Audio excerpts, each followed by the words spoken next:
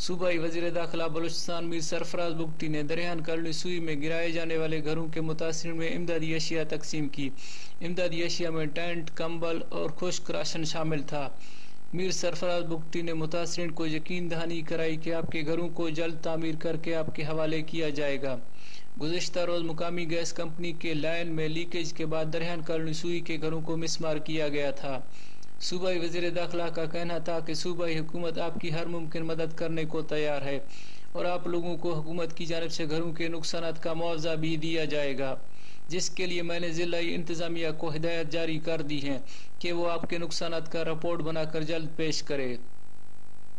ان کا کہنا تھا کہ وزیر اعلیٰ بلوچستان نواب ثناء اللہ زہری نے اپنے سوئی کے دورے کے موقع پر بھی خصوصی ہدایت دی تھی کہ جلد از جلد ان متاثرہ خاندانوں کے گھروں کی تعمیراتی کام کو شروع کیا جائے اور ان کے نقصانات کا بھی ازالہ کیا جائے۔